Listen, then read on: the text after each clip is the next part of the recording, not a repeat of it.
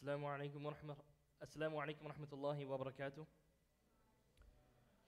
الحمد لله رب العالمين وأفضل الصلاة وأزكى التسليم على نبينا محمد وعلى آله وصحابته ومن استنى بسنته إلى يوم الدين وبعد. Inshallah ta'ala, we'll get started with hadith number 27. Now this hadith, Imam al-Nawawi, he put this hadith, he mentioned, al-hadith as-sabi' wal-'ishrun, hadith number 27. But under this chapter or under this section, he actually puts two hadiths, two narrations. Alright, so there are two narrations narrated by two different companions, radiyallahu anhuma. So inshallah ta'ala, let's read both of them, inshallah, and then we'll discuss them, inshallah. Yes, let's get some volunteers to read, inshallah. I don't have my glasses. Yes. Who has a mic? Yeah, right in front of you. Billy, right in front of you, yeah. Bismillah. Nice big voice.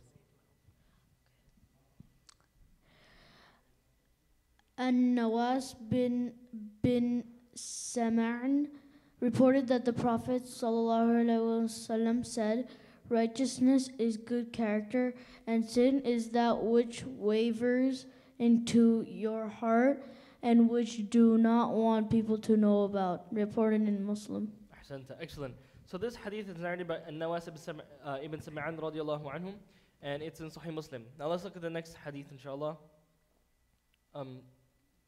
Yeah, the same reader. Let's just read the. Or you know what? Let's have somebody else. How about Jawad? Let's go. Bismillah. Okay. According to Wabisa bin Bad, who said, "I came to the Messenger of Allah sallallahu alaihi wasallam, and he said, You have come to ask about righteousness." "Yes," I answered. He said, "Consult your heart. Righteousness is that about which the soul feels tranquil and the heart feels tranquil, and sin is that creates restlessness in the soul and moves to and from in the breast. Even though people give you their opinion in your favor and continue to do so." A good hadith transmitted about the musnads of the two Imams, Ahmad bin Hanbal and Al-Darimi. Al-Darimi. Ahsanta. Jazakallah khairan. Excellent. طيب, so let's talk about these two hadiths, inshallah ta'ala. So in the first hadith, narrated by Nawas bin Sam'an radiyallahu anhu, this is a Sahabi, he came to the Messenger of Allah sallallahu alayhi wa sallam, he narrated a few hadiths. The Sahabi, he came to the Messenger sallallahu alayhi wasallam, and the Prophet sallallahu alayhi wasallam tells him, "Al-birru husnul khuluq," that righteousness, al-birru, this concept of righteousness, of being dutiful to Allah subhanahu wa ta'ala. Now this word in the Arabic language, bir, refers to righteousness, it refers to being dutiful, it refers to just being good and being righteous. Okay, now the Prophet sallallahu alayhi wasallam, he's defining in Islam what exactly is righteousness. How does somebody become righteous? Right? Is there anything specific that you have to do? Is there anything that you have to say? Is there anything that you have to believe in? The Prophet ﷺ, he says, "Al-birru husnul khuluq," that righteousness is good character. Very easy in Islam. If you want to be righteous, just have good character. And we're going to talk about that inshallah ta'ala. Then he says, وَالْإِثْمُ مَا حَاكَ فِي نَفْسِكَ. And what is a sin? So the Prophet ﷺ, he identifies what righteousness is. Right? What is good conduct? Right? It's having good manners. Right? Righteousness, things that are beloved to Allah subhanahu wa ta'ala is having good character. Now, what is the opposite of that? What is sin? The Prophet sallallahu alaihi wasallam, he says, وَالْإِثْمُ مَا حَاكَ فِي نَفْسِكَ. And sins are things which waver in your heart. It wavers in your soul. In other words, you don't feel at ease with these things. So the Prophet ﷺ told him what righteousness is, and now he's telling him what a sin is. If you want to find out what a sin is, right? If you want to find out what a sin is, it's something that you feel uneasy about inside. It's something that naturally, as a human being, you feel uneasy inside. And I'm pretty sure all of us, right, who are sitting here today, when you do something wrong, you know it's wrong. Right? Even when you're a kid, subhanAllah, even when you're a little kid, you know the fact that you're hiding from your parents, you know that you're doing something bad. And that's why the next part of identifying what a sin is, وَكَرِهْتَ أَن يَطَّلِعَ عَلَيْهِ النَّاسِ, and you dislike that the people see it. So this is something very easy to do, and it's something that you naturally do anyway. Even non-Muslim kids, when you're watching something like, they have a lot of these things in movie scenes. You know, when kids, they know that they're doing something bad and they hide from their parents or they hide from people. Everybody knows the difference between right and wrong to a certain extent. So in the first hadith, right, which as you can see is very similar to the second hadith, that's why Imam Nawawi put it both under hadith number 27, as if they're one hadith, right? Righteousness is good character, anything that's good character. And sin is anything that is uneasy in your heart and you dislike that the people see it. You don't want people to see what you're doing, right? That's the first hadith. The second hadith is narrated عن وابصة بن معبد رضي الله عنه. It's narrated by Wabisa ibn Ma'bad radiallahu anhu. He came to the Prophet sallallahu alayhi wasallam. He said, I came to the Messenger of Allah sallallahu alayhi wasallam, and he said, جِئْتَ تَسْأَلُ عَنِ الْبِرِّ. The Prophet sallallahu alayhi wasallam saw Wabisa coming towards him, and the Prophet sallallahu alayhi wasallam, he says, did you come to ask about righteousness? قُلْتُ نَعَمْ. He said, yes. The Prophet sallallahu alayhi wasallam, he answers him and he says, istafti qalbak. That seek the counsel of your heart. Seek the answer of your heart. Istafti is a command meaning to seek an answer. Ask your heart. Seek the counsel of your heart. So just look at the beauty of that. This man, this Sahabi, he's coming to the Prophet sallallahu alayhi wasallam. He didn't even ask the question yet. But the Prophet sallallahu alayhi wasallam, just by looking at him, he knew exactly what this man wanted. Right? And that was, you know, how good the Prophet sallallahu alayhi wasallam, how good he knew his Sahaba. Right? Just by looking at them, he will be able to tell something is wrong. Right? He will be able to, you know, to know exactly what their problem was. And that's because he's a prophet. He's somebody inspired by Allah subhanahu wa ta'ala. So that's why the Prophet sallallahu alaihi wasallam, he said to him, جِئْتَ تَسْأَلُ عَنِ الْبِرِّ, that you have come asking about righteousness. In other words, the previous hadith defines what righteousness is. But this is to add more to our understanding. And that's why the Prophet sallallahu alaihi wasallam, sometimes he would give the same answer to another Sahabi, but in a different way. In a different way, because people, they need different approaches. Not everybody's the same. Right? You're not going to talk to a person who's older the same way that you're going to talk to somebody who's younger. Right? You're not going to talk to your family member the same way that you're going to talk to somebody outside. It's going to be different. Right? So you have to treat people according to the circumstances. Yeah, right? You have to kind of, you know, deliver the message accordingly to whoever you're speaking to. So that's why the Prophet ﷺ, he knows who Wabisa is. He knows that Wabisa is somebody who has a pure heart. So he says to him, istafti qalbak. Right? That seek the answer of your heart. You want to know what righteousness is? Ask your heart. Right? Follow your heart. Right? Your heart will be able to tell you where righteousness is. Then he says, Al-birru matma'annat ilayhi nafsu wa tama'anna ilayhi al-qalb. That righteousness is something that the heart feels ease with, the soul feels ease with. وَالْإِثْمُ مَا حَاكَ فِي النَّفْسِ وَتَرَدَّدَ فِي الصَّدْرِ. And sin is something that goes back and forth. مَا حَاكَ وَتَرَدَّدَ. It's something that goes back and forth. If you feel uneasy in your heart and in your soul. Right? If you want to know what righteousness is, ask your heart. You'll find the answer what righteousness is. If you want to know what evil is, if you want to know what sin is, right? Then know it's something that feels uneasy within the heart. وَإِنْ أَفْتَاكَ النَّاسُ وَأَفْتَوْكَ. Even if the people told you this and the people told you that.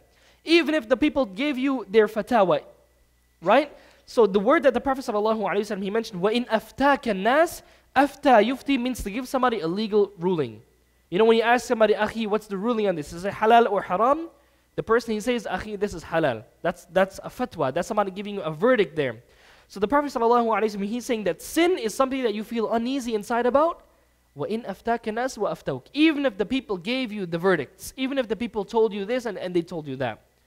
So that's exactly what we're going to talk about today, inshallah ta'ala, in our session. So both of these hadiths, they're very similar. They're very similar. So let's talk about the first hadith. In the first hadith, the hadith of Nawas ibn Sam'an radiallahu anhu, the Prophet sallallahu alayhi wasallam told him that righteousness is husnul khuluq, is having good character. Is having good character. Now let's talk about that, inshallah ta'ala. Now when it comes to good character, we spoke in detail about this. If you notice, Imam Nawawi, he's putting a hadith about good character more than once, more than twice. And that shows the importance of good character. Because why did he write this whole book in the first place? We've been mentioning this time and time again. Because when you understand why he wrote this book, why he put these ahadith in there, you understand what he's trying to show you. That this deen, this entire deen is built upon having good character. Now when somebody hears good character, they're going to think, you know what, good character, I need to be nice to my mom, I need to be nice to my neighbor, and all of those things. That's perfectly fine. That's exactly what it's talking about. But good character, right? Having good character is also having good character with Allah, with your Creator, worshiping Him alone, not associating any partners with Him. Doesn't make sense at all that you have good character with everybody else, but you forget about the one who created you. You forget about the one who gave you that body and that mind and that mouth to use in good character, right? Obviously, that's bad character.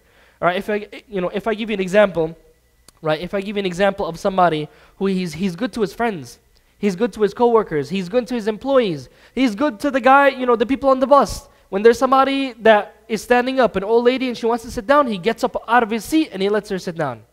This is a person that has some nice character, right? Now, would you say this person has good character if he's doing all of these things, but when he goes home, he abuses his mother, he abuses his father, he treats them like garbage, right? He abuses them. Would you say that's somebody who has good character? You would never say that's somebody that has good character. You would say that's a rotten, stinking person, right? The fact that they're doing that to their own mother and father unjustly, right? You would say that person has bad character no matter what they do to others.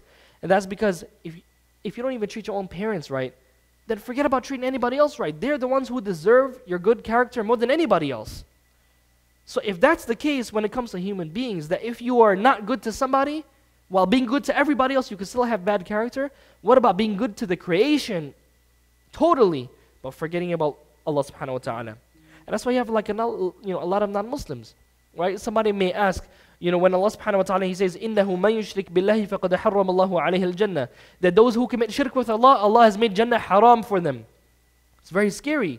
Somebody might say, my neighbor, he died as a Christian, right? I mean, it's not an obligation as a Muslim to put people in the fire, be like, yes, this guy is going to the fire, or this guy is going to Jannah. That's not your job. Okay, scholars have difference of opinion about this. But generally speaking, anybody who dies upon kufr and shirk will not enter paradise. Because Allah subhanahu wa ta'ala said so, not me. إِنَّهُ مَنْ يُشْرِكْ بِاللَّهِ, indeed those who commit shirk with Allah. In other words, they die upon it, فَقَدْ حَرَّمَ اللَّهُ عَلَيْهِ الْجَنَّةِ, Allah has made Jannah haram for them. Right? We mentioned this before. So when it comes to something like this, somebody may be like, you know what? My neighbor, he was such a nice guy. Right? My uncle, he was such a nice guy. He was a Christian, but he was such a nice guy. Yeah, to everybody else. But he forgot about the rights of his Creator. And you say that he's a bad guy. No, he may be a very good guy when it comes to how he treats you and others. But when it comes to how he treats Allah subhanahu wa ta'ala, paradise and the hellfire belong to Allah subhanahu wa ta'ala. And He puts whoever He wants in there. And nobody has the right to put themselves in front of Allah subhanahu wa ta'ala when it comes to who He wants to place into paradise and who He wants to place in the fire. That's Allah subhanahu wa ta'ala's decision. And and whoever Allah subhanahu wa ta'ala bans from His paradise, that's none of your business. That's none of your business, because you're only a slave of Allah subhanahu wa ta'ala. So when Allah He says that He has banned those who commit shirk from paradise, that's very clear. So generally speaking, you can't say that somebody who died upon kufr and shirk will enter paradise. It's impossible for you to say that as a believer, because it directly goes against this ayah. And it's so clear, right? It's so clear in the Quran. So, it doesn't make sense that that you have good character when you are treating everybody well, but you're forgetting about the one who you have to treat the best. And that's Allah subhanahu wa ta'ala. You have to worship Him, right? You have to worship Him alone, subhanahu wa ta'ala. You have to think good thoughts of Him. So that, when it comes to having good character, it goes both ways, with the Creator and with the people. There's some Muslims, they think it's about me and Allah and to hell with everybody else. No, you have to treat people well. You have to treat people with good character. And Allah subhanahu wa ta'ala even mentions, وَبِالْوَالِدَيْنِ إِحْسَانًا, and with your parents, excellence. In Surah Al-Ankabut, in Surah Luqman, Allah subhanahu wa ta'ala mentions that even if the parents, they fight you, even if your parents are kuffar. You have some people, they accept Islam, their parents are non-Muslims, and they have bad character towards their parents still. Right? Allah subhanahu wa ta'ala mentions, وَإِن جَاهَدَاكَ لِتُشْرِكَ بِمَا لَيْسَ لَكَ بِهِ عِلْمٌ فَلَا تُطِعْهُمَا. Allah subhanahu wa ta'ala mentions, and if they fight you, they struggle against you to commit shirk with me, right, to worship other gods beside me, فَلَا تُطِعْهُمَا, then don't obey them. Right? That's all you have to do. Just because you don't obey your parents doesn't mean you have to treat them bad. And then Allah subhanahu wa ta'ala mentions, and this is in Surah Luqman, وَصَاحِبُهُمَا فِي الدُّنْيَا مَعْرُوفًا, and treat them well in this life. Right? Give them good companionship in this life. Is everybody clear on this? So a lot of people, when they accept Islam, they're like, I'm a Muslim now, I was a Christian, my parents are Christian, they're going to the fire, and I'm going to treat them very badly. No, that's not the way of the Muslims. That's why when somebody accepts Islam, if your parents are still alive, they should see that Islam has made you a better son. Islam has made you a better daughter. And I know stories of this, right? I know stories of this, of people who have accepted Islam and they feel like they have to treat their parents bad because they're kuffar. No, you have to have good character towards them, right? You have to give them their right that Allah subhanahu wa ta'ala has given them, even though they're non-Muslims, they're your parents. So your family should see that you're a better husband. Your family should see that you're a better wife, that you're a better daughter, that you're a better father, that you're a better brother or sister or niece or nephew or grandchild. Your family should see that as a Muslim, you're a better family member than you were when you were a kafir, when you were non-Muslim. That's the way of the Muslims, right? So that you have good character towards everybody. Is everybody clear on this? So the Prophet ﷺ, he's telling us what righteousness is, right? It's very easy, right? And if you think about it, the Prophet ﷺ, he's telling us something that you don't feel uneasy in the heart about, right? When it comes to sins, he says that sins you feel uneasy in the heart about, even if people told you this and people told you that. But righteousness is very simple. Everybody can identify righteousness, even non-Muslims, right? And there's like a quote that I like a lot, and that's a quote by Mark Twain. All right, he says, kindness is the language that the blind can see and the deaf can hear. Right? Kindness is a language that the blind can see and the deaf can hear. Think about that. In other words, it's universal. Right? Kindness is language that everybody understands. Right? I'm pretty sure you guys have seen like some Thai commercials. Right? When in Thailand they have like whatever they have commercials for, right? Raise your hand if you've seen any of these commercials before. Right? So these Thai commercials, right? You may not understand a word in these commercials, but these commercials show people being kind in them, right? And sometimes like it brings tears to your eyes, like you're like, who put the onions here, right? Because it's so like emotional sometimes, right? You see that this guy, he's being so nice to this person, and you may not even understand a word of it. But because you see that, you could see people being kind, right? Even from a distance, you don't even hear what the words that they're saying are, but you can tell kindness when you see it. Right? You can hear kindness when you hear it. Right? Even if, the language, you may not understand the language, you can hear the softness in the speech, right? So kindness is something that we all know. There's no mystery about what is kindness and what is good character and what is righteousness. All right? So that's when it comes to righteousness. And when it comes to good character, Allah subhanahu wa ta'ala says to the Prophet sallallahu alayhi wa sallam, وَإِنَّكَ لَعَلَى خُلُقٍ عَظِيمٍ. Allah subhanahu wa ta'ala mentions in Surah Al-Qalam, and you are upon great moral character. Now, why did Allah Azza wa Jal mention that about the Prophet sallallahu alayhi wa sallam? It's because anybody who wants to follow a prophet, anybody who wants to follow a messenger of God, they can look at his character. And look at the character of the Prophet sallallahu alayhi wa sallam. He was somebody that was shy. He was somebody that was gentle. Right? One time Aisha radiallahu anha, she was being a bit rough, and the Prophet sallallahu alayhi wa sallam told her to be gentle, Aisha. That there's no matter that has gentleness in it, except that gentleness beautifies that matter. So the Prophet ﷺ, he was the best example. Right? Anybody who met this man, they loved him. And that's why you find so many non-Muslims, just by looking at his face, they knew that he wasn't a liar. They looked at his face and they accepted Islam right away. So we want to be like that when people just look at us, they think good thoughts of us. Right? They want to be like us. Right? We are a good example for people. And that's why Allah subhanahu wa ta'ala, He says, Kuntum khayra ummatin ukhrijat linnas, that you are the best nation that has been brought out for mankind. Right? Why? Ta'muruna bil ma'rufi wa tanhawna 'anil munkar, is that you command the good and you forbid the evil. That's why we're the best nation. It's not because of our blood or our parents or where we come from. No, it's because of our character. It's about what we do with our actions. And that's really what makes you better than somebody else. It's not your skin color. It's not because you were born in a rich family. It's not because you're American or Western or whatever else it is. Right? It's because of your character. Right? And that exactly is what righteousness is. And the Prophet ﷺ, he then mentions, and sin is what wavers in your soul. In other words, should a believer feel comfortable about sin? No. And that shows you that if you're happy about your sin, you have a problem. Right? You have a problem with your eMAN. You have a problem in your heart. Right? Because sins is something that should waver in your soul, in your heart. Right? You should go back and forth in your heart. You feel uneasy about it. You don't feel right about it. And some people, they become addicted to sins to the point where they don't even care anymore. And that's to a point where the heart becomes dead. The scholars talk about a dead heart. Somebody who has a heart that's just dead. Unresponsive heart. Then when they commit a sin, it's like, whatever, I don't even care. But this is not how the Sahaba were. Right? Ibn Mas'ud and many scholars mention some athar from the Sahaba, that the Sahaba, when they would commit a sin, they would feel like it was, if it was like a mountain above their heads about to fall on their heads. Right? That is how the Sahaba looked at their sins. Right? No matter how small it is. Right? You find narrations of Sahaba, they would cry because of the small sins that they would commit. Right? And the scholars mentioned that the munafiqun, those later people who came later on, who don't really believe in Allah, in Allah subhanahu wa ta'ala in their heart, that their sins, when it comes to their sins, it's like a fly passing by their nose. It's like whatever, you just, swat it away. I don't even care about it. But a believer, you should care about your sins. Now obviously, does it mean that you should despair from the mercy of Allah? Does it mean that you should go extreme when it comes to saying, I'm going to go to Jahannam? No. The believer has to be between hope and fear. But at the same time, don't forget about the fear and don't forget about the hope. So, the scholars mention a principle, and that is, the more better character you have, the more righteous you are. Why? Because the Prophet ﷺ, he said that righteousness is good character.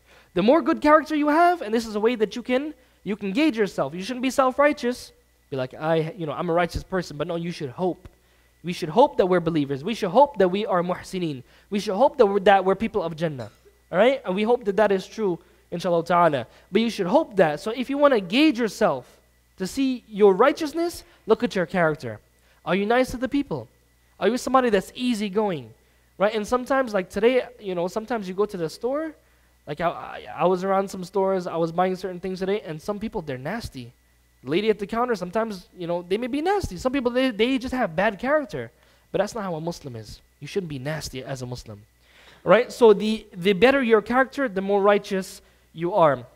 Now, of course, Allah subhanahu wa ta'ala mentioned that the one who has the best character is Prophet Muhammad sallallahu alayhi wa sallam. That's why Allah azza wa jalla, he says, لَقَدْ كَانَ لَكُمْ فِي رَسُولِ اللَّهِ أُسْوَةٌ حَسَنَةٌ. That in the Messenger of Allah sallallahu alayhi wa sallam, there certainly is for you the best example. The best example. And even when the Prophet sallallahu alayhi wa sallam, when he would talk to people, he would have manners. He would look at somebody, he wouldn't look around, right? When he would shake somebody, when he would shake somebody's hand, he would face them. He would speak to them. When somebody would talk to the Prophet sallallahu alaihi wasallam, they would feel as if they're the most beloved person to the Prophet sallallahu alaihi wasallam. Right? So just look at, so many narrations, so many examples we can mention from his life sallallahu alaihi wasallam. Now when it comes to the virtue of good character, right? There's a hadith in Bukhari. The Prophet sallallahu alaihi wasallam, he mentions, "Inna min khiyarikum ahasinukum akhlaqan." That the best of you are those who have the best character. Right? The best of you are those who have the best character. The Prophet ﷺ, he also tells us in a hadith in Sunan of Imam al-Tirmidhi, he says, مَا مِن شَيْءٍ يُوضَعُ فِي الْمِيزَانِ أَثْقَلُ مِنْ حُسْنِ الْخُلُقِ. That there's nothing that will be placed on the scales on the day of judgment that will be heavier than having good character. Right? Just think about that. You're being nice to your parents. You're being nice to your wife, your husband. Right? You're being nice to your kids. All of these things can be the heaviest things that you're going to find on your scales on the day of judgment. And then the Prophet ﷺ, he then continues to say, وَإِنَّ صَاحِبَ حُسْنِ الْخُلُقِ لَيَبْلُغُ بِهِ دَرَجَةَ صَاحِبِ الصَّوْمِ وَالصَّلَاةِ. And the person who has good character, he will reach the level of a person who fasts a lot and they pray a lot. So even though you may not pray tahajjud, even though you may not pray your sunnah prayers, you're lacking, you're trying, you're struggling. Even though you may not fast on Mondays and Thursdays, you don't fast a lot. Right? You can reach the level of somebody who does these things on a consistent basis just by having good character. Right? So there's so many ways. I think that that's so beautiful that Islam caters to the individuality of each person. Some person may like to learn and they like to study. So that person can become a scholar. There's virtue in that. Somebody just likes to help people. There's sadaqah. Everything is sadaqah. We spoke about that. Somebody, they like to just whatever a person likes to do. Islam has so many avenues so a person can do good in whatever way they can. Right? So righteous character is something that can get you the heaviest deeds on the scale. And there's also a hadith in the Sunan of Imam al-Tirmidhi. The Prophet ﷺ, he was asked about the thing that will put people in Jannah the most. What will put people in Jannah the most? In other words, if you could boil it down to one reason why most people will enter Jannah, what is that reason? The Prophet ﷺ, he says, "Taqwa Allahi wa husnul khuluq." It is the taqwa of Allah, the consciousness of Allah, and having good character. So good character, brothers and sisters, is so important. And trust me, you may be sitting there and be like, I know this already. Why you keep going on with the same thing? No, these are all important things, because I guarantee you, there may be some of you right now, you curse your family members. You say nasty, filthy things to your family members. So it's something that we need to be, and this is not to put anybody down or to blame anybody. We all know our faults, right? There's some, people that may come to this message. They abuse their family members. Some husbands, they beat their wives. Some kids, they're rude and disrespectful to their parents. So this is so important that the thing that the people need to know the most are the things that Allah keeps repeating in the Quran, that the Prophet ﷺ keeps repeating in so many ahadith. Whenever there's a teacher and there's a test coming up, what does the teacher do? He reminds the kids constantly about the things that are important because they're going to forget it. So this test of life, Allah subhanahu wa ta'ala, He's trying to help us out. If you look at the Quran, throughout the Quran, probably one of the things that Allah subhanahu wa ta'ala speaks about the most is the taqwa of Allah. Just being conscious of Allah, thinking about Allah, knowing that Allah is watching you. That's the most important thing that you have to remind yourself of. And having good character as well. Right? So really, hold yourselves to account before you're held accountable on the Day of Judgment. Right? That make a record, right? Try to look, every night before you go to bed. Right? Before you fall asleep, when you're in your bed, just try to think about all the mistakes you made every single day. Right? Like, what are the mistakes that I made today? How could I make it better? Right? What are some things that I could do good tomorrow? These are things that we should be doing. Reflect upon your own lives and situations. Right? Because nobody else is going to do that for you. Except on the Day of Judgment. Where everything will be laid out in front of you and you're going to see what you have done and you can't change it. And having good character also can bring you the love of the Messenger of Allah sallallahu alayhi wasallam. There's a hadith in Sunan of Imam At-Tirmidhi as well where he says, إِنَّ مِنْ أَحَبِّكُمْ إِلَّيَّ وَأَقْرَبِكُمْ مِنِّي مَجْلِسًا يَوْمَ الْقِيَامَةِ أَحَاسِنُكُمْ أَخْلَاقًا. The Prophet sallallahu alayhi wasallam, he says that those of you that I love the most and those of you that will be the closest to me on a Day of Judgment in place, in other words, we want to be close to the Messenger sallallahu alayhi wasallam. He said the people that I will love the most and those who will be the closest to me on a Day of Judgment are those who have the best character among you. Look how beautiful that is, right? We all want to be close to the Messenger of Allah sallallahu alaihi wasallam, who we love more than our own selves, right? So having good character can lead you to that goal. Now, inshallah ta'ala, let's just talk about a few principles of righteous character. Okay, now good character. If you want to understand what good character is, it's every good character, any good, and Allah subhanahu wa ta'ala has placed within our fitrah, within our hearts, naturally, without even learning, without even studying, Allah subhanahu wa ta'ala has placed it within us to know the difference between right and wrong. Right? There are certain things that are right unanimously. Right? There's ijma' of all human beings that certain things are right. Like charity. Everybody can agree that charity is good. Right? Smiling at people, being nice and gentle. Everybody can agree that that's something good. So whatever is good, whatever is considered good is righteous character. Now in Islam, Allah subhanahu wa ta'ala specifies things that are good character. Right? Allah subhanahu wa ta'ala specifies that truthfulness is good character, that sadaqah is good character, that that believing in Allah subhanahu wa ta'ala is good character. But what about the things that are not specified in the Sharia? The scholars mention a principle that anytime Allah commands with something and He doesn't specify it in the Quran or Sunnah, then it goes back to the customs of the people. So there are many things that when it comes to having good character, depends on where you come from. And I'm going to give you some examples of this. When it comes to giving somebody thumbs up, does anybody think here that giving somebody a thumbs up is something bad? No. But there's certain countries, like I was reading about this, in Russia, Greece, West Africa, that if you give somebody a thumbs up, it's like you've given somebody the middle finger. Like just think about that. Imagine you're on a vacation to Greece or West Africa, and you're like, thanks a lot, man.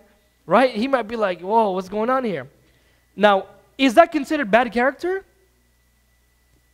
Is it considered bad character? It depends. It depends where you are. Like I said, is giving a thumbs up, did Allah mention anything about giving thumbs up in the Quran or Sunnah? No. So therefore, it goes back to the customs of the people. If giving thumbs up is something bad in the place that you're at, then that's bad character. If giving thumbs up is something good in our society, then give thumbs up, all you want, right? MashaAllah. I'm going to give you some other examples. Shoes in the house. In American society, shoes in the house is normal, right? In like TV shows, I remember like, back in Guyana, it would be weird because where I come from, Guyanese culture is weird. It's weird to wear your shoes in the house. And I think most cultures around the world is kind of weird, right? Especially in like Eastern cultures. If you wear your shoes inside of the house, it's like a big deal. Right? Raise your hand if this is how it is in your culture back home where you came from. Right? Most people here can agree. Right? That when you wear your shoes in the house, it's something bad. But if you wear your shoes in like an American household, there's nothing wrong with it. It's fine. It's normal, right? So depending on where you go, character, the standards of what good character is may change. When it comes to drinking from one container, right? Drinking from one glass, right? Some family members, that's normal to them, right? But when you go somewhere else and you try to drink from somebody else's glass, they might feel like that's some bad character, like get away from me. Somebody might punch you, somebody might be upset with you, right? When it comes to eating from one plate, in other societies, in other parts of the world, that's something that's good character. When people gather around, they all sit around a huge platter and they eat together. They put their hands in it, they share with each other, right? They pass the meat around with their hands. But over here, if you do something like that, right? You have a brother who just accepted Islam and then he came. I mean, there's nothing wrong with learning, right? You have to teach people that these are different ways. But I'm trying to make a point here that something may be considered bad character depending on where you go. Okay? Also, kissing on the cheek. You go to some countries, right? Men, they kiss each other on the cheek. Yeah, Assalamu alaikum akhi, bismillah, and he kisses him on the cheek. Sometimes, you go to some countries, they rub each other on the nose. Right? I think in Dubai and certain places like that, they rub each other on the nose. Over here, if you try to kiss another man on the cheek, he probably punch you in the face. Like, get away from me. If you try to rub your nose on somebody, he's gonna do something to you, right? So depending on where you come from, good character may change. All right? Now, like I said, if there's something clearly established in the Quran and Sunnah, nobody can say that's bad character. Right? Nobody can say that's bad character. I'm going to give you an example. Eating with the right hand. The Prophet ﷺ commanded us to eat with the right hand, and he said, don't eat with the left hand. Why? Is it because the left hand is bad and nasty, and you should punish your left hand? No, because the shaitan eats with his left hand. And you shouldn't want to be like shaitan. Right? So don't eat with your left hand. If somebody wants to say, from my culture, from my customs, eating with the left hand is good, we say no. Why? Because Islam has specified that. If it's something that Islam didn't specify, like thumbs up, did Islam specify thumbs up? No. So it depends on where you come from. But eating with the right hand is good character no matter where we are, because Allah and His Messenger sallallahu alaihi wasallam, they've established that. Is everybody clear how this works? Okay? So, and there's many examples of this. Drinking while sitting down. Drinking while sitting down. Can anybody say, let me ask you guys this question. Can anybody say that drinking while sitting down is bad character? Why not? Wouldn't it depend on where you come from? No. Because the Prophet ﷺ, he said that when one of you drinks, let him not drink while he's standing up. Is everybody clear on this? So because the Prophet ﷺ, he specified it, the idea of culture is out the window. We don't look at culture anymore. Why? Because Revelation has specified that this is good character. But in the stuff that Revelation did not decide, then it's fine. I'm going to give you another example. If somebody wants to say that, wiping your bottom in the bathroom, it's good character to do it with your right hand. What do we say? Is it good character? Why not? Wouldn't it depend on where you come from? Huh? Because the Prophet ﷺ, he specified, he forbade us from wiping with the right hand. Is everybody clear on this? When it comes to breathing in a cup, right? When it comes, hadith of Salman radiallahu anhu in Sahih Muslim, the Prophet sallallahu alaihi wasallam forbade people from breathing in the cup, right? When you're drinking, don't breathe, like don't breathe inside of the cup, right? Don't blow inside of the cup, right? Now, some scholars might mention that if the food is hot and things like that, there may be certain exceptions, but the general rule is you don't blow in the cup. So other cultures may be like, Bismillah, akhi, can you blow in my cup? No. Why? Because the Prophet sallallahu alaihi wasallam, he says, don't blow in the cup, don't breathe in the cup. Is everybody clear on how this works? So if Islam didn't specify something, it goes back to the culture. So there's the whole concept of culture versus Islam. It's not always. It's only culture versus Islam when Islam has something to say about a particular topic. But if Islam says, stays silent, then culture is open. Bismillah. As long as it's, it's not haram. I'm going to give you one more example. Asking too many questions. In some cultures, when you go around the world, some people, they come from another culture, and because in their they come from another country, and because their culture, they ask their neighbors everything. Oh, what are you eating for dinner tonight? Oh, where are you guys going? It's like, sometimes you may feel uncomfortable that when you're leaving your house, your neighbor, he's asking you where you're going. That may be considered bad character. Somebody may be annoying if they're doing that to you here. But in another country, that's just somebody being nice. Is everybody clear how that works? So is that something specified by the Sharia when it comes, generally you shouldn't be asking too many questions, but in a particular place, that shows that you're concerned, you care about your neighbor, right? So if somebody does this, don't feel bad about it, right? Don't be mean, right? Understand that they come from another place, right? That's something normal to them, right? And the beauty of understanding cultures in Islam and the fact that it's okay is so that you can be tolerant, right? Allah has made us into nations and tribes so that we may know each other, not so that we may hate each other, right? It's all adds to the, the spice of life. Now, it goes back to kindness, right? If you want to know exactly what good character is, it goes back to kindness, right? Kindness, I think if you understand the concept of kindness, you'll understand what good character is. Everybody understands what good character is. Another principle, and I think this is so important. The Prophet ﷺ, he said, righteousness is good character. Good character, good manners is not about how you feel. It's about how the other person feels. And that's so important, that sometimes you do something to somebody, you say something to somebody, and they're like, Akhi, what are you doing to me, man? Like, why are you telling me that? And you're like, oh, I didn't mean it. It's fine. Don't make it a big deal. It's not about how you feel about what you did. It's about how they feel. Is everybody clear on how this works? Right? You say something rough to your brother. You say something rough to your brother, and because he doesn't like it, because you feel like that's good character and there's nothing wrong with it, it's not about how you feel. It's about how you make other people feel. Is everybody clear on this? You know, sometimes a husband, he has an argument with his wife, and she gets upset because of what he says. You got to look at how she feels. That's good character. Because good character, when it comes to dealing with people, it's not about how you feel. It's about, it's about how you make others feel. So always try to put others first when it comes to having good character, right? Some people are sleeping. Don't be like, oh, it's fine. It's no big deal, right? Like, don't make it a big deal. I'm just making it a little bit of noise here. No, right? It's bad character because you're making the other person feel upset, right? Now we see there's certain lines that you have to draw. Right? Certain people are just, they take things into certain extremes. You do something that you know for a certain fact that it's not bad. And then somebody tries to make a problem with you. That's a different story. But generally speaking, always try to put the feelings of others before you. Try to have some empathy. Try to understand how others feel. And inshallah ta'ala, if you understand this, right, then inshallah ta'ala you will have good character with everybody. Right? And there's so many examples of this, and this cannot be explained in words. Right? This cannot be explained in words. Now, let me just give you one example of what I'm talking about. There was a companion, his name is Sawad ibn Ghaziyya radiallahu anhu. In the Battle of Badr, the Prophet sallallahu alayhi wasallam, he was lining up the Sahaba. And Ibn Kathir mentions this story, and Ibn Hisham mentions this story in his seerah as well. Ibn Ishaq mentions this story. Now, the Prophet sallallahu alayhi wasallam, he was lining up the Sahaba for battle. Like, imagine this, you're about to go into battle, you're about to die, or get injured, or come out victorious. Only Allah subhanahu wa ta'ala knows. The Sahaba, they're lining up.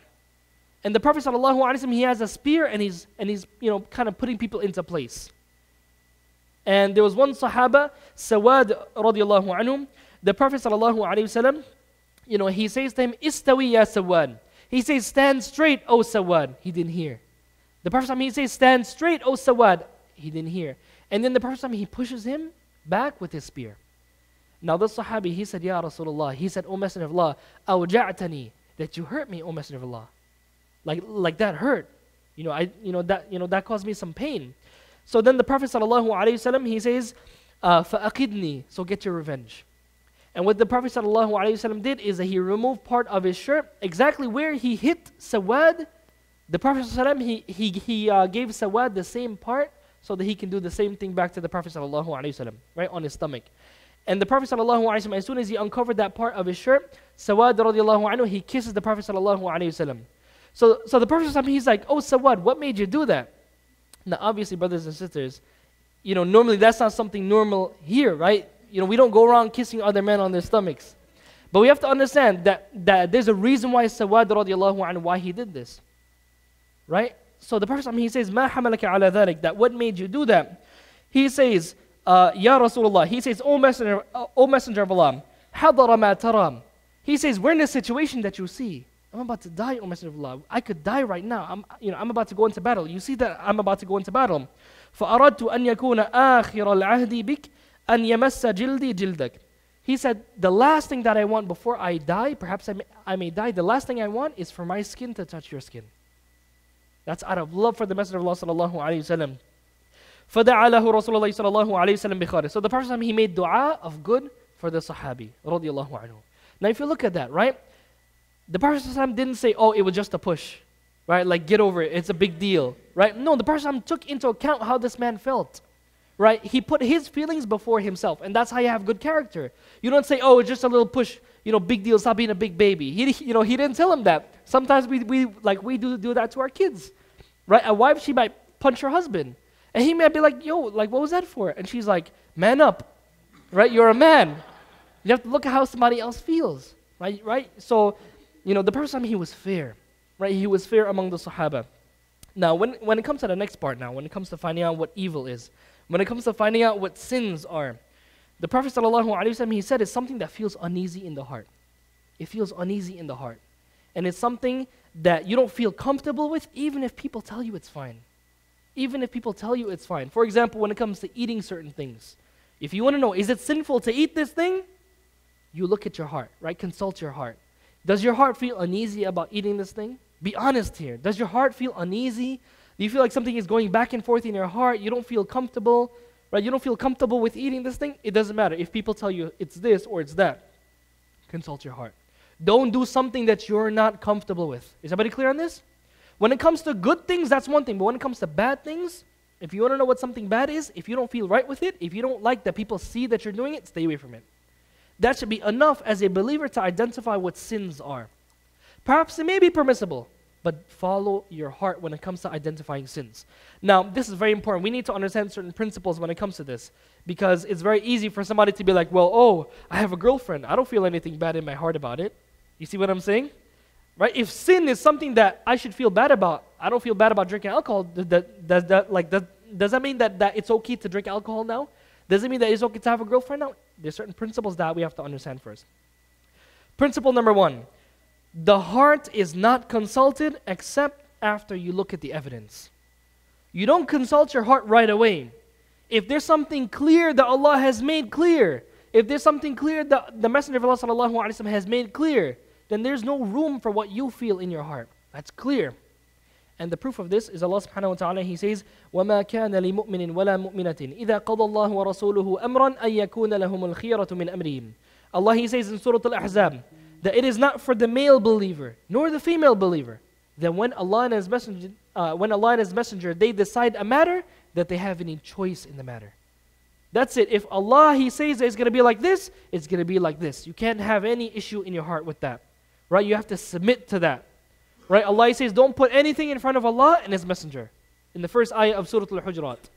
Right? So as a believer, if something is clear in the Quran, there's no room for what you feel in your heart. Okay? So Allah has made zina haram, that's clear. You can't be like, oh, I don't feel bad in my heart about zina. Right? So I'm going to go commit it. Right? It doesn't work like that. If there's something clear in the Sharia, then there's no room for how you feel in your heart. Is everybody clear on this? So this hadith right here, it's not absolute. There's some principles you have to understand. And inshallah ta'ala, it's going to become clear after looking at these principles. Now the scholars, they mentioned that the heart is only consulted in unclear matters while being unbiased. There are two conditions. There are two conditions to consulting your heart. You don't consult your heart right away unless two things are fulfilled. When it comes to matters that are not clear. Right, in hadith number 6, we saw the Prophet ﷺ, he said, إِنَّ الْحَلَالَ بَيِّن وَإِنَّ الْحَرَامَ بَيِّن. Halal is clear and haram is clear. وَبَيْنَهُمَا أُمُورٌ مُشْتَبِهَاتٍ. And between them, there are matters that are unclear. That's where you consult your heart. When the haram and the halal, they're not clear, that's when you ask your heart. Not when the haram is clear. Not when the halal is clear. But when it comes to the ambiguous matters. Some scholars said this is okay to eat. Other scholars said that's not okay to eat, it's haram. Some scholars mentioned that it's okay to take this loan. Other scholars say it's haram to take this loan. Examples of situations like this. So if the ummah agrees in something, if the scholars have ijma' on something, that's it, it's a done deal. Your opinion doesn't matter there. Is everybody clear on this? Your opinion doesn't matter there. If it's clear that Allah and His Messenger has made it clear, that's it. But in matters of difference of opinion now, some scholars say you should do this, some scholars say you should do that, and you're unclear about it, that's when you should consult your heart. And the second condition is that you have to be unbiased. You have to be unbiased. How can you consult your heart when you're trying to follow your desires anyway? Is everybody clear how that works? Somebody's like, oh, the Prophet ﷺ, he says, I can see, I can consult my heart. You know what? I'm feeling like this is okay right now, so I'm going to do it. It doesn't work like that. Oh, you know what? My people in Pakistan, we do this, so that's me consulting my heart. No, it doesn't work like that. You have to be unbiased. Somebody give me the definition of bias. What does that mean? What am I talking about? Dawood, what do you think bias means? When somebody says you shouldn't have bias in this, what does that mean? B-I-A-S. What does that mean? Ismail, what does that mean? Huh? Favoritism, excellent. Right? For example, if I have to be fair among people, but this guy, he's my friend, then you're being biased. So being biased is leaning away from the truth to something that you like and you desire. Is everybody clear on that? So you're not supposed to put your desires in the matter. You have to be honest with yourself. Is this thing, does it make you feel wrong inside?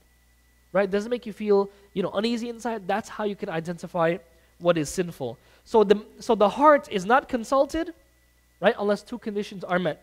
Unless it's an unclear matter that scholars differ in. And if you're being unbiased, right? Once those two conditions are met, then you can consult your heart. That's it. Okay? Now, and this is something that is beautiful about Islam, that Allah has given you a natural disposition to identify what is right and wrong when matters are unclear. Right? Think of how beautiful that is. Right? This is how you're programmed as a human being. Right? Allah subhanahu wa ta'ala made you like that. Another principle is that uneasiness after the proof is clear is from shaitan.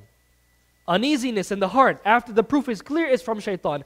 Allah says you have to pray salah. Somebody's like, I don't feel right about that. It's clear in the Quran. Allah has made it very clear, so there's no issue about what you feel. So you know that that's from shaitan. But when it comes to something that's not clear now, and you feel uneasy, then you have to follow that. Is everybody clear on how this works? Right? The Prophet ﷺ, he says that you shouldn't do this, you should stay away from this, and you feel uneasy about it, that's from shaitan. So when something has been made clear when it comes to proof, then that is something that doubt, when it comes to that matter, is from the shaitan. Now, another principle we have to understand is when the scholars differ, when the scholars have difference of opinion, choose the view that the heart feels at ease after looking at the proofs. For example, scholars may have a difference of opinion about many different things. Does this break your fast or not? Does this break your wudu or not? Is your salah valid when you do this or not? Scholars have so many differences of opinion. Right? Most issues that you study, the scholars have some difference of opinion one way or another. So how do you find the right view? If you're a student of knowledge, you're looking at the evidences, what do? Do you just follow your sheikh because he's your sheikh? Do you follow this guy because he has a big beard? Do you follow this guy because he has a deep voice? Right? Do you follow this guy because he has over 1 million Facebook likes? No, right? You follow what your heart feels at ease with. And like I said, you have to be honest with yourself. And keep in mind, the Prophet ﷺ, he's speaking to two great Sahaba. Right? Two great Sahaba who want good and they want to stay away from evil. Keep in mind, they came to the Prophet asking about what is good. So they want to know what is good. If you're sincere and you truly want the truth, and you truly want to stay away from what is wrong, then you seek the counsel of your heart. So the Prophet ﷺ, he's not giving this advice to any and everybody, right? This is to somebody that's unbiased. This is to somebody who's sincere in finding the truth. And the Prophet ﷺ, he ends the last hadith by saying, وَإِنْ أَفْتَاكَ النَّاسُ وَأَفْتَوْكَ. Even if the people give you fatwa, even if the people tell you that, oh, this is what you should do and this is what you shouldn't do, that shows that people may be mistaken. The Prophet ﷺ, he didn't say to follow what people say. He said follow your heart. Even if the people told you this is wrong or this is right or this or that, that shows that people may be mistaken. So you don't follow people. Islam is not a religion about being like sheep, right? Where you just follow people, that's because everybody's doing it, it's fine. And that's how you find the kuffar are. They don't have any, they don't stand for anything, so they fall for anything. Right? They fall for anything. Anytime a celebrity is doing something, they follow that. Anytime they see a rapper, he has rainbow hair, I'm going to make rainbow hair. Right? I'm going to have rainbow hair. Anytime this person is wearing these shoes, I'm going to follow it. Right? Islam is not a religion about following what people tell you to do. Right? It's about the haqq, it's about what is truthful, and it's about following the truth in your heart. Okay? So inshallah ta'ala, with these principles in mind, we can see that when is it okay to have doubt when is it okay to follow doubts in your heart? When is it okay to act upon the doubts in your heart, and when is it not okay to act upon the doubts in your heart? Does anybody have any questions about these two hadiths? Any comments? Anything that you guys want to mention? Yeah.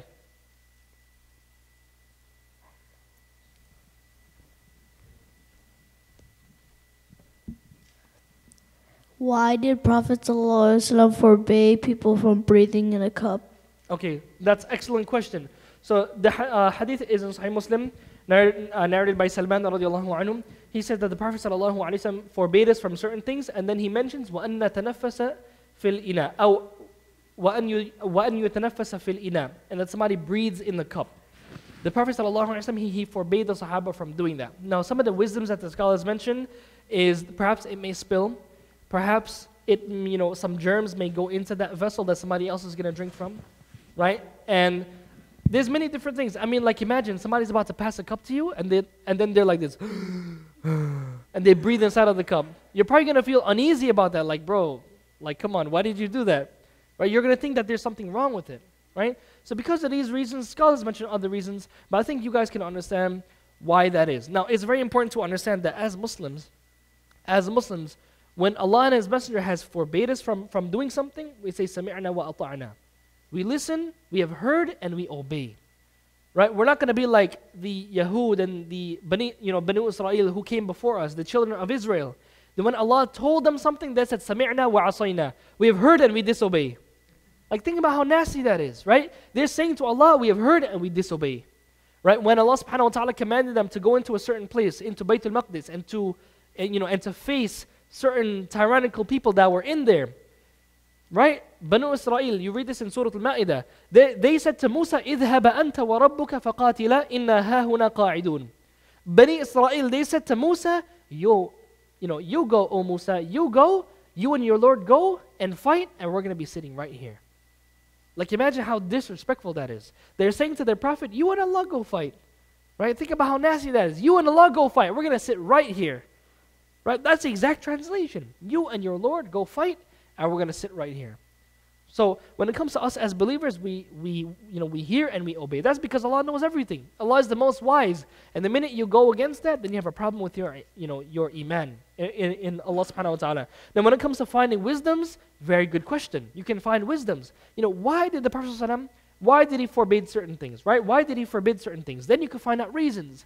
But just because you can't find out a wisdom doesn't mean that you reject it now. Right? I'm going to give you one example. Right? The Prophet ﷺ, Hadith in Sahih al-Bukhari, narrated by Ibn Umar radiallahu anhu. Abu Hurairah radiallahu anhu. The Prophet ﷺ, he said, إِذَا وَقَعَ الذُّبَابُ فِي شَرَابِ أَحَدِكُمْ فَلْيَغْمِسْهُ. That when a fly falls in the drink of one of you, then let him sink the fly in there. Somebody might be like, wait, what's the wisdom behind that? The Prophet ﷺ, he says, فَإِنَّ فِي أَحَدِ جَنَاحَيْهِ دَاءً وَفِي الْآخَرِ شِفَاءً. In one wing is a cure, and one wing is in one wing is the disease. In other words, when you sink the fly in there, it cancels out. Now somebody might be like, well, where's the scientific evidence behind that? How do I, whether you find the scientific evidence or not, this is somebody that you believe he gets news from space, from the heavens. You believe that an angel came to this man 1400 years ago. Right? Just think about that. Atheists, they would be like, this is even worse for you to believe in. You see what I'm saying? So that's why, when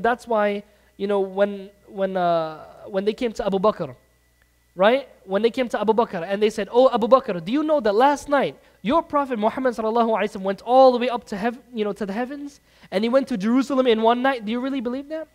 Abu Bakr, what did he say? He said that I believe him in things that are more far-fetched than that. He receives revelation night and day from an angel. So where's the scientific evidence of an angel? There is no scientific evidence of an angel. Of course, we believe it. We have evidence that Islam is the truth, so therefore we believe it. So whether or not you find the wisdoms behind something, at the end of the day, you believe that this man is receiving revelation. Allah mentions in Surah Al-Najm, وَمَا يَنْطِقُ عَنِ الْهَوَى. He doesn't speak from his own desires. إِنْ هُوَ إِلَّا وَحْيٌ يُوحَى. It's only revelation that is given to him. Is everybody clear how this works? So as a Muslim, whether you find the wisdom or not, you say سَمِعْنَا وَأَطَعْنَا. We hear and we obey. Any other questions? Yes. What's the ruling of light or non-dangerous pranks? Pranks. What's the ruling on pranks? Okay, so the thing is, when it comes to pranks and deceiving people and causing people fear, the Prophet ﷺ, he forbade us in many ahadith from lying, from joking when we're lying. Okay, and everybody can agree that when it comes to pranks now, like, it will probably depend on the prank. It will probably depend on what exactly the prank entails. If it entails deceiving somebody, embarrassing somebody, which most pranks embarrass people, right? Whether it's putting a pie in somebody's face without consent, whether it's, scaring somebody. The Prophet ﷺ says a believer should not cause fear into the heart of another believer, right? The Prophet ﷺ forbade even pointing a weapon at your brother, right? So these are things that when it comes to pranks, when it entails lying, when it entails causing fear into like in people's hearts, right? Scaring people. These are things that you should stay away from as a believer. right? So as long as these things are avoided, inshallah ta'ala, like I said, it would depend on what the prank is. It's a case-by-case situation. Not every prank is the same, right? Certain pranks can be fine. If it's a joke, if it's something that's lighthearted, that's one thing. But when it comes to you're embarrassing somebody, you make the brother feel uncomfortable now, and you're spreading it around to people. He feels bad about it. Obviously, that's haram. To cause terror into somebody's heart, that's haram. Right? To lie, right? To deceive somebody, to make a joke, that's haram. That's wrong. So is everybody clear on how this works? It's not a case-by-case situation. It depends on what the prank is. Okay? Hopefully that answers the question, inshallah. Anyone else? Yeah?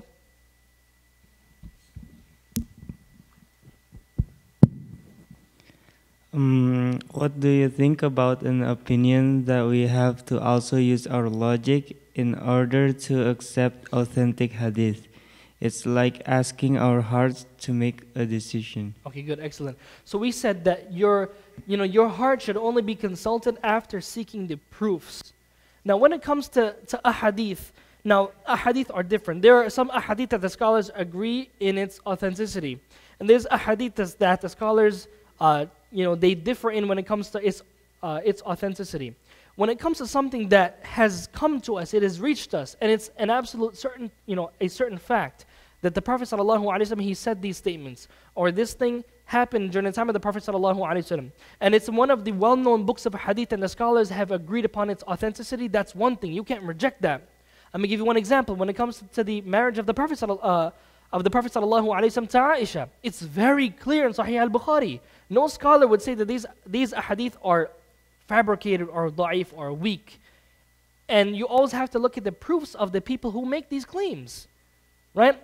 If it's some dubious person, if it's somebody who does not have any knowledge, if it's somebody who's coming like 1400 years later and he's rejecting hadith totally, and in Islamic scholarship, we have big scholars that are hadith critics, and they've looked into these things, and you see that they have all agreed that these things are authentic in the way that they've reached us.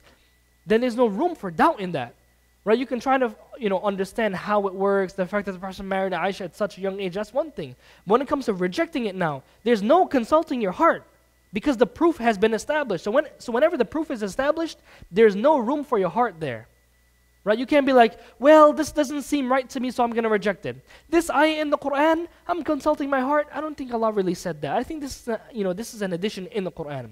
The Prophet ﷺ, I don't think this is right. And once you open this door, then everybody's going to reject whatever they want.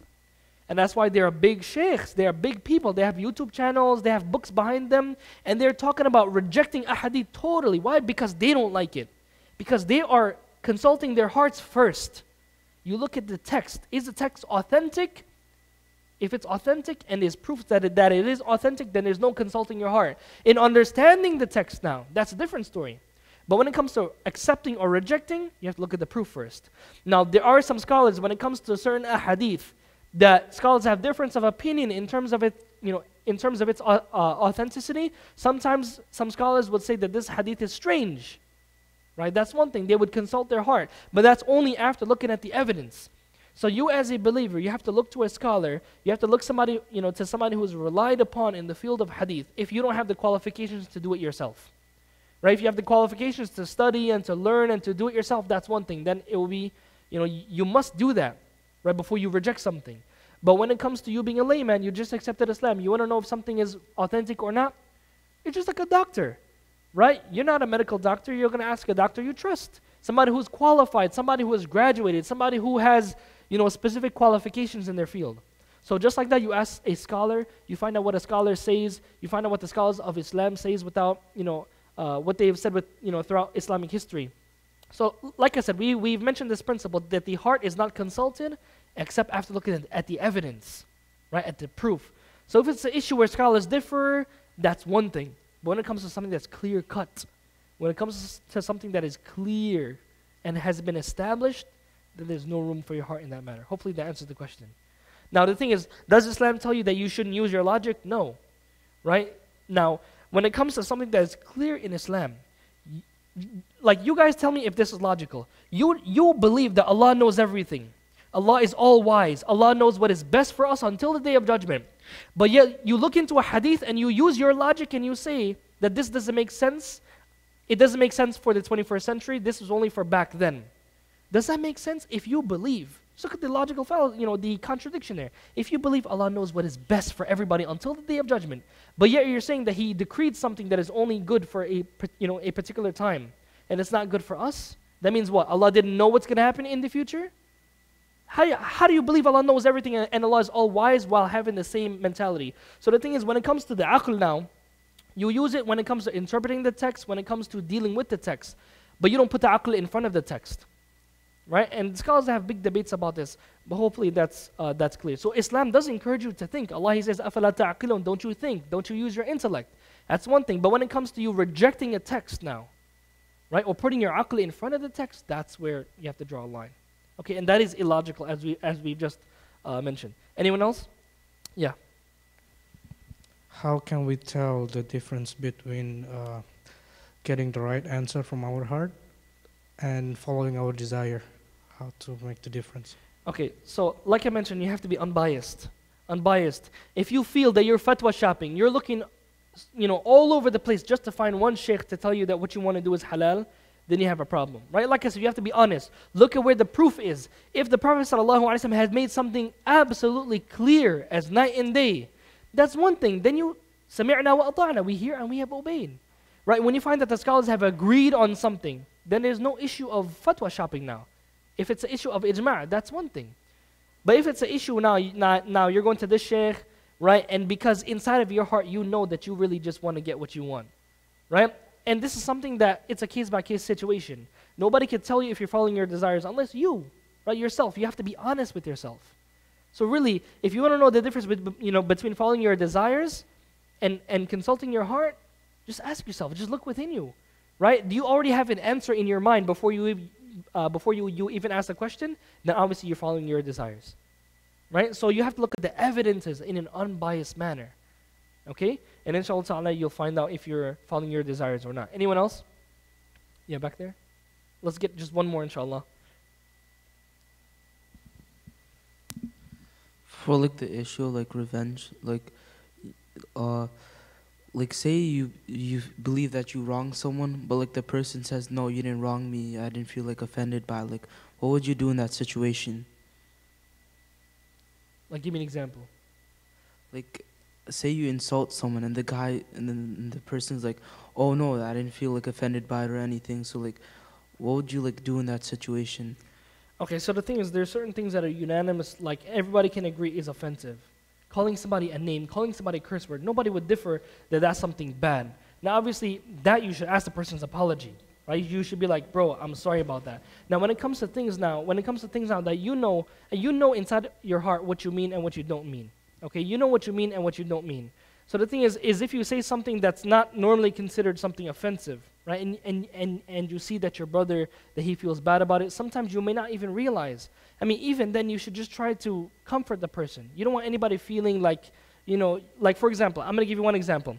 If somebody may think something bad about you, you have to try to stop that. When the Prophet ﷺ was walking with his wife Safiya down the street, there was a couple of the Sahaba, they were standing there. And the Prophet ﷺ noticed that they were kind of puzzled, like, why is the Prophet walking with this woman?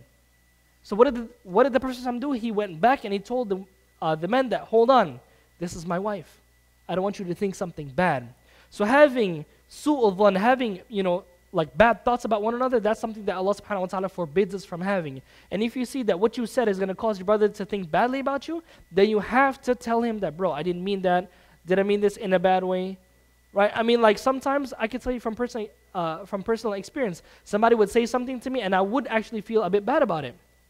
I would feel a bit bad about it. But then sometimes the brother, he would be like, yo, I hope I didn't offend you by that. I'm like, I will be happy that he acknowledged that.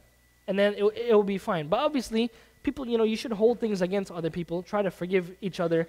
But when you say something to somebody, and it's not something that's normally offensive, okay, then you should still try to, if you see that he has some type of reaction, he feels bad about it, you see that his face looks a certain way, right, he feels offended about it, then you should try to, just dispel whatever bad thoughts he may have, inshallah ta'ala. So now we have a long question. Is a marriage still valid if the husband keeps staying away from his wife for 2 to 5 to 4 to 3 to 1 months at a time for 7 years now, doesn't talk to her, he doesn't eat with her, doesn't support her physically or financially. He only eats from his mother and only acknowledge his family, not his wife. Meanwhile, his wife never left their home, all because of some disagreement. Then he would use all nasty words, names you could think about. This husband never pray, only in Ramadan. That's it. Sorry, that's it. That's it.